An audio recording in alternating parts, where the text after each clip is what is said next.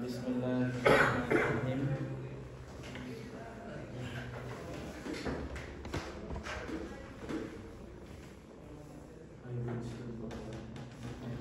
Alhamdulillah wassalatu wassalamu ala man la nabiyya ba'da wa ba'd. Assalamualaikum warahmatullahi wabarakatuh.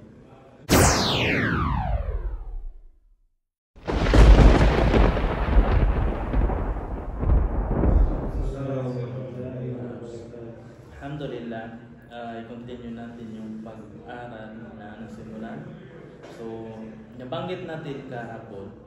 Sabi niya, وَيَلْزَمُ الصَّوْمُ لِكُلِّ مُسْلِمٍ مُكَلَّفٍ قَادِرٍ.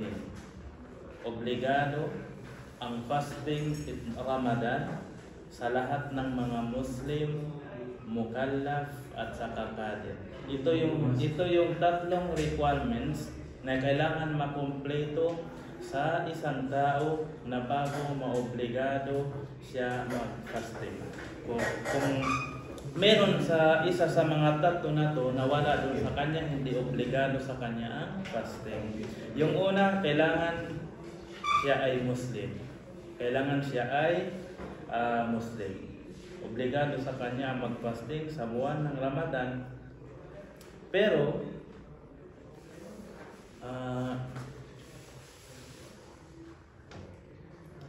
yung mga non-Muslim, kung titingnan mo sa origin, sila ay kasali sa mga khitab. Sila ay kasali sa mga mukallaf. Dito, makuha natin sa pangalawa. So, sabi niya, kung yung isang tao ay Muslim, obligado sa kanya ang mag-fasting. Fasting ng buwan, Ramadan. Kasi yung al dito, sabi niya, yalzamu as-sawmu. As-sawmu ito ay al-dhihni.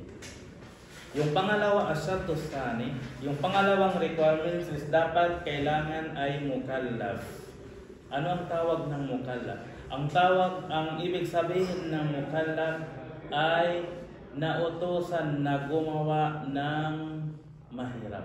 Yun ang ibig sabihin ng mukallaf. Yun ang ibig sabihin ng mukallaf sa literal. Pero sa Sharia, siya yung tao na utusan na gumawa ng mga utos ng Allah subhanahu wa ta'ala. Gumawa ng wajib, gumawa ng sunnah, gumawa ng mubah, gumawa ng mga iba't iba pang gawain kaya ng mga requirements. So ang ibig sabihin ng mukallaf, sabi na ay yakuna mukallafan wa huwa al-balighul aqil. Kailangan baligh aqil siya. Nakuha natin na. Fa in kana saghiran lam yablughil huluma fa innahu la yajibu alayhi as-sawm. Kapag siya ay maliit, Muslim siya pero bata, hindi obligado sa kanya ang mag-fasting, kasi hindi pa siya umabot doon sa akil baligh. Hindi pa siya akil baligh. Kahit siya ay Muslim, hindi siya obligado na mag-fasting. فإنه لا يجب عليه الصوم لأنه مرفوع عنه الكلام. Kasi nakataas yung kalam. Ang ibig sabihin ng kalam, yung pagsulat sa mga ginagawa niyang kasalanan. Ginagawa niyang kasalanan. Raf'ul kalami an salas. At tinataas yung mga kalam, yung mga malaikat na sumusulat kung anong ginagawa nila. Sa mga tao na to, hindi sinusulat ang ginagawa nila. Isa sa mga tatlo na to, fadhakara minhum sallallahu alaihi wasallam as-saghir hatta yahtalim. Yung bata until siya ay managinip. Wal muradu bil kalam kalamut taklif. Ang ibig sabihin ng kalam sa hadis ay kalamut taklif. Ang ibig sabihin ng kalamut taklif, yan yung ballpen na nagsusulat ng mga taklif. Ang ibig sabihin ng taklif dito is khitab. Khitabullahi al-muta'alliq bi af'alil mukallafina bil iqtida'i aw at-takhiri aw al-wada' wada'. Siya yung mga khitab. It means yung mga sabi ng Allah subhanahu wa ta'ala sa Rasulullah sallallahu alaihi wasallam. Kaya nang sabi ng Allah subhanahu wa ta'ala, ya ayyuhalladhina amanu kutiba alaykumus siyam. na fardo o na wajib na obligado sa inyo ang fasting. Kapag ikaw ay Muslim at saka ikaw ay malaki akil balik, automatically ikaw ay nasa loob ng kitab na to. It means applicable sa iyo yung ayat. Pero kung ikaw ay bata, ikaw ay Muslim, hindi applicable sa iyo ang ayat. Kung ginawa mo ang ayat, ikaw ay akil balik, automatically isusulat na ikaw ay nagkasalanan. Yun ang ibig sabihin ng kalamut taklif. Wa kadhalika law kana baligan lakinnahu ghayru aqil. Siya ay Muslim, siya ay balig, siya ay balig. It means umabot na ng 15 or nanaginip na, pero hindi siya akil, hindi siya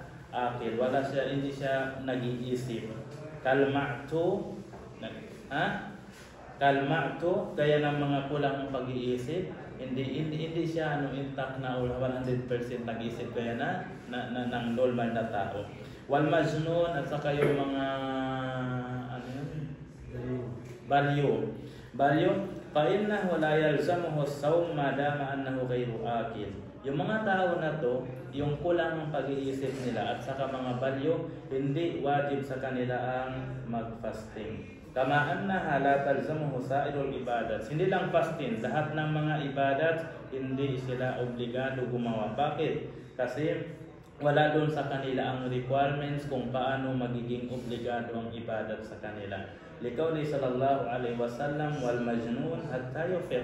Isa sa mga tinataas yung kalamut taklif, hindi sinusulat ang ginagawa nila, kasama doon yung balyo until siya ay makagising. It means magiging normal. So yun ang isa, yung pangalawang requirements. Ang una, Muslim, ulitin ko. Yung pangalawa is akil balig. Yung pangatlo is qadir.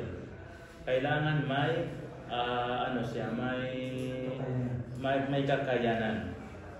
Kung wala siyang kakayanan, hindi obligado sa kanya ang magfasting.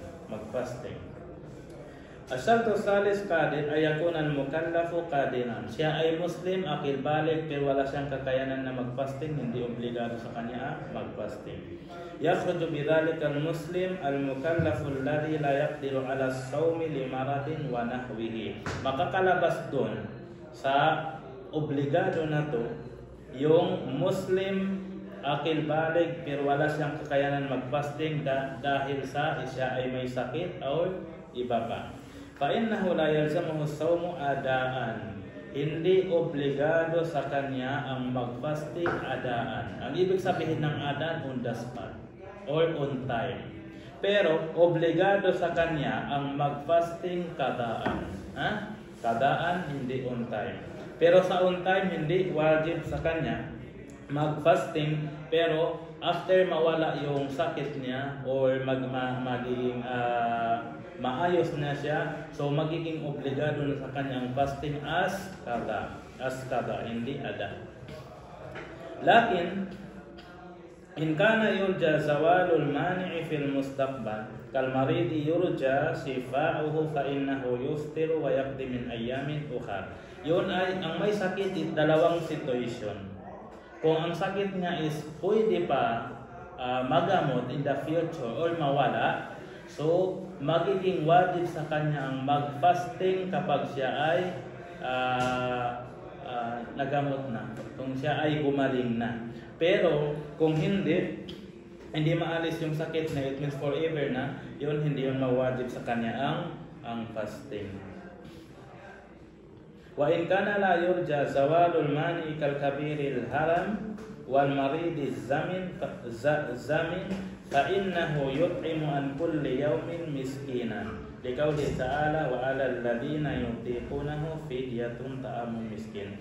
Pero yung mga sakit kaya nang hindi na magagamot, yun hindi na obligado sa kanila ang mag-fasting, gaya nang sila ay matanda na or may sakit na pang forever, na may mga maintenance na ganyan-ganyan, so hindi na obligado sa kanila mag-fasting, kundi sila ay magpakain ng everyday ng miskin. Sabi ng Allah Subhanahu wa ta'ala, wa 'alal ladina yutiqunahu fidyatun ta'amu miskin.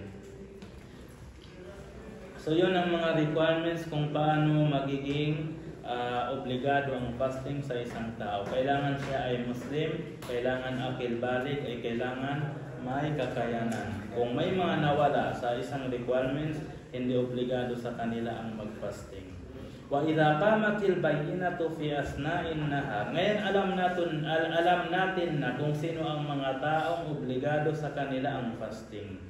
Pero sa mga ahwal or situation na ito, wa idza qamatil bayyinatu fi asna'in nahari wajaba al-imsaku wal qada'u ala kulli man sara fi asna'ihi ahlan li wujubihi. Wa qad haidun wa nufasa'u tahurata wa musafirun kadima muftiran. Sabi niya, wa idza qamatil bayyina, kapag sila ay nagiging obligado na sa kanila ang fasting fi asna'in nahar, doon sa araw, during day, hindi doon sa ba'dal fajr. It means wajab al-imsaku wal qada'u ala kulli man sara fi asna'i ahlan. Wajib ang imsak, it means hindi sila kakain, at saka wajib din sa kanila ang qada, babayaran nila sa mga lahat ng mga tao nagiging mandatory na sa kanila yung fasting. It means kapag sila ay nakapasok na sa kitab, sa ayat ng Allah subhanahu wa ta'ala, kutiba alaykumus siyam, wajib sa kanilang imsak at saka wajib sa kanila ang magkala. Ang example ganito, kung isang tao ay dito muna tayo sa ayat ng Allah. Sabi ng Allah subhanahu wa ta'ala, ya ayyuhalladhina amanu kutiba alaykumus siyam. Ya kamu mga nag-iiman, kutiba alaykumus siyam. Kutiba it means furida. Furida na wajib na mandatory sa kanyo ang pag-fasting sa buwan ng Ramadan. So hindi lahat ng tao nakapasok sa ayat na to. It means hindi applicable. Yung ayah hindi applicable sa bata. Yung ayah hindi applicable sa sa babae na may anak. May regla? May dalaw. Ang ayat hindi applicable sa balyo. Ang ayat hindi applicable sa kulang ng pag-iisip. Ang ayat hindi applicable sa non-Muslim. So after Fajr, yung mga tao na to, hindi pa obligado sa kanila ang mag-fasting. Once, sabihin natin, pag 10 AM ng umaga, yung value nagiging intact na. Nagiging normal na. Automatically, siya ay nakapasok na sa ayat. Ang ya ayyuhalladhina amanu kutiba alaykumus siyam, automatically applicable na sa kanya. Kung hindi niya gagawin, magkakasalanan. O yung non-Muslim, after Fajr hindi siya Muslim. 10 AM nagiging Muslim siya, automatically papasok siya doon sa kitab o sa ayat ng Allah, applicable sa kanya.